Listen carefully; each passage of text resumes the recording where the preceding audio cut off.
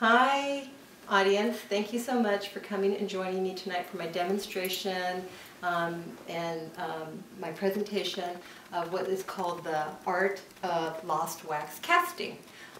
This is going to be telling you how a piece of jewelry is made. I got into this profession when I was 19. I got to apprentice, and I found my passion at a very early age, and I'm very fortunate that I was able to do this. I'm going to be using a PowerPoint to show you pictures along the way of this presentation. First, I'd just like to tell you what does the lost wax casting entail.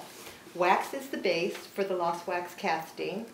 The wax can either be soft and molded, or it can be hard and carved, which is what this demonstration is going to show.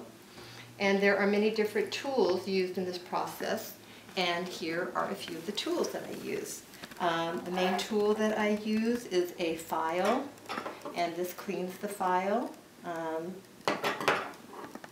These are calipers that I use, a scribe.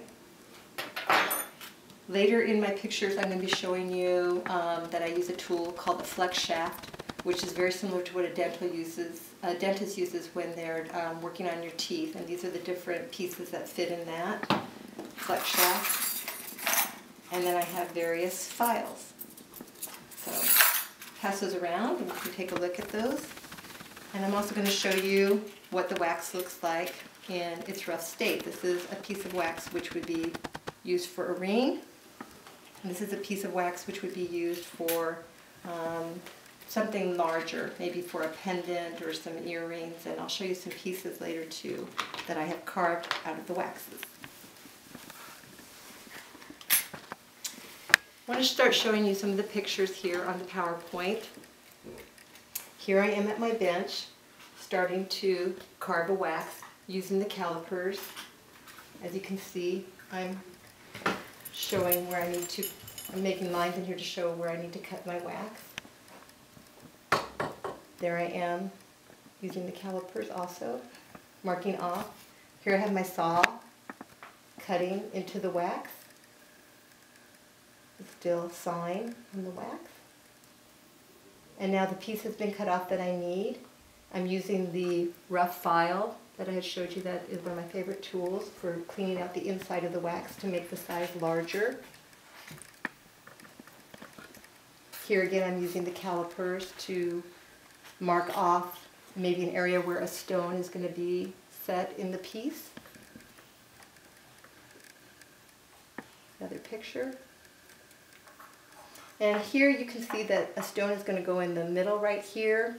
And so I have all these lines here like a grid showing where I'm going to be able to cut. Here I'm using the flex shaft. Here I'm using the file. And you can see the ring is starting to take shape. And there's the finished wax. It looks just like the ring. The next step is to sprue the wax. Spruing the wax is connecting a feeder wax to the wax which was carved. I don't have a picture of what this looks like in the wax, but I do have a picture of what it looks like when it's finished in the metal. You can cast one wax or multiple waxes at a time, and once the spruing is done, you connect the wax to another main piece of wax. This is all metal, which has been already replaced the wax, but as you can see, this is basically showing you what I was talking about, the spruing. This was all wax at one time. This is the main feeder. These are the small pieces of wax, which are small feeders, which is what's called the spruing process. The next step, after the wax is sprued, you must get the weight of the wax and convert it to what it weighs in metal. You attach the sprued up waxes to a base and put a flask over it. Then an investment, which is sort of like a plaster of Paris, is poured over the waxes and it's hardened. And then after this dries for a couple hours, it's put into a kiln. And again, I have pictures to demonstrate what I am talking about. This is the flask. The waxes are inside of there, and if you can see the top of it, it's white. That's the plaster of Paris, or what we call investment in jewelers, which is poured over that, and it's hardened. The kiln is like an oven, and the temperature is raised and the wax is burnt out.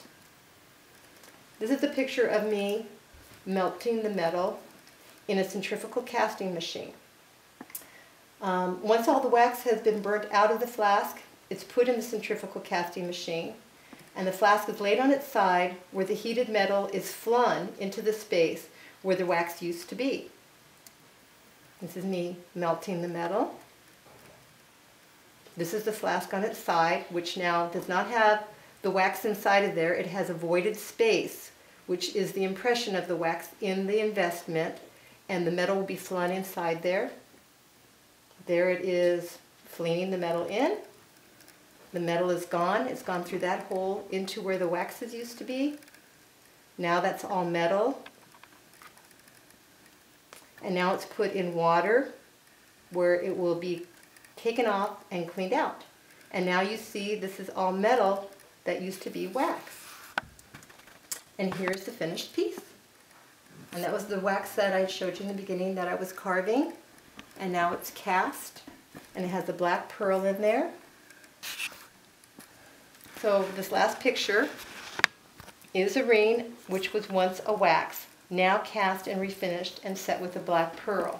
The refinishing process is another painstaking process, but in the end, when you see what you have created from a piece of wax, the satisfaction is truly rewarding. The final reward is giving this piece of jewelry to your customers. Mahalo for coming to my presentation. Are there any questions? Yes? Do you sell these? Yes, I do. Yes, I do sell the pieces of jewelry. This is what I've been doing for a living for over 30 years. Any other questions at all from the audience? Well, thank you for coming, and I hope this was an educational and interesting demonstration for you, and thank you for letting me share something that I have loved doing for over 30 years. Mahalo.